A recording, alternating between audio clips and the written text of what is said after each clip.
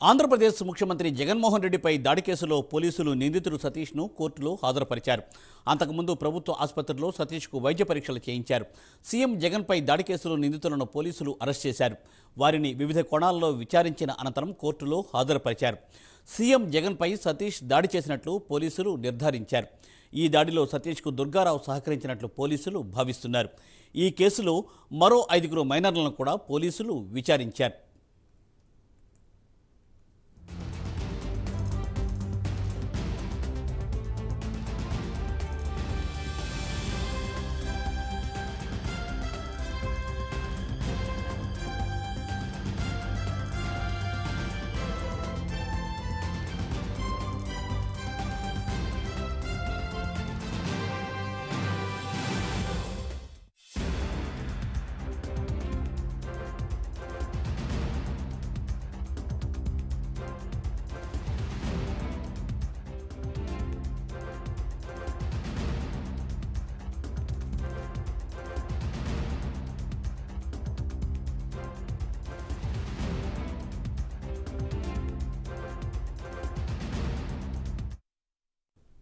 AP CM Jaganmohan రెడ్డిపై దాడి కేసులో పోలీసులు నిందితుడు సతీష్ను కోర్టులో హాజరుపరిచారు.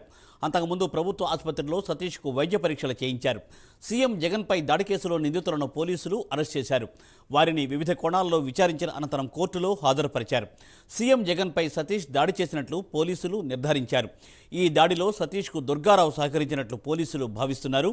ఈ కేసులో మరో 5 మైనర్లను కూడా పోలీసులు విచారించారు.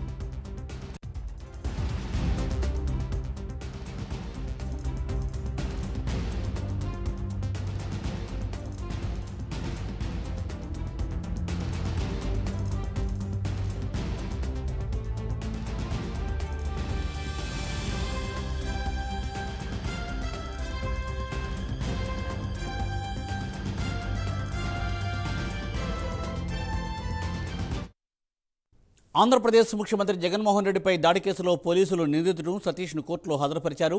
అంతకుముందు ప్రభుత్వ ఆసుపత్రిలో సతీష్కు వైద్య పరీక్షలు చేయించారు పోలీసులు.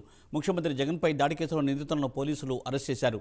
దీనిపై మరింత తాజా సమాచారాన్ని మా ప్రతినిధి సాంబశివరావు అందిస్తారు. సాంబశివరావు, మొత్తం మనం చూసినట్లయితే జగన్మోహన్ రెడ్డి పైన ఏదైతే రాయి విసిరినటువంటి కేసు ఏదైతుందో ఆ నిందితుడు సతీష్ అయితే మాత్రం వైద్య పరీక్షలన్నీ కూడా పూర్తి చేసి ప్రస్తుతం అయితే కూడా విజయవాడ కోర్టుకు హాజరుపరిచినటువంటి పరిస్థితి.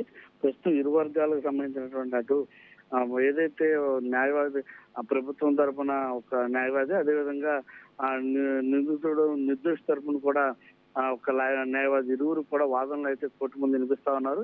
ప్రస్తుతం అయితే చర్చ్ వారెంట్ కూడా దాఖలు, కుటుంబ సభ్యులు అయితే చర్చ్ వారెంట్ కూడా దాఖలు చేసినటువంటి కుటుంబ సభ్యులు కూడా దాఖలు చేయడం జరిగింది. మొత్తం మీద జగన్ పైన దాడి చేసినటువంటి పోలీసులు అయితే ఒక నిర్ధారణకు వచ్చి 5 యువకులను అయితే కూడా ఇంకా విచారిస్తున్నటువంటి పరిస్థితి. ఈ కోర్టు ఎటువంటి తీర్పుని ఇవ్వబోతా ఉందనే దాన్ని మాత్రం మనం వేచి చూడాల్సినటువంటి పరిస్థితి. మొత్తం మీద కొద్దిసేపటి క్రితమే కోర్టులోకి నాటకీయ పరిణామాల మధ్య కోర్టులోకి తీసుకొచ్చినటువంటి ముద్దాయిలతో ఉన్నారు. ముద్దాయిని అయితే మాత్రం జడ్జి ముందు అయితే హాజరుపరిచారు.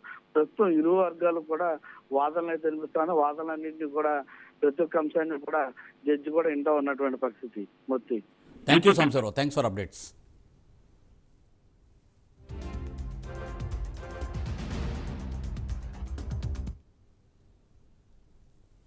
మాచర్ల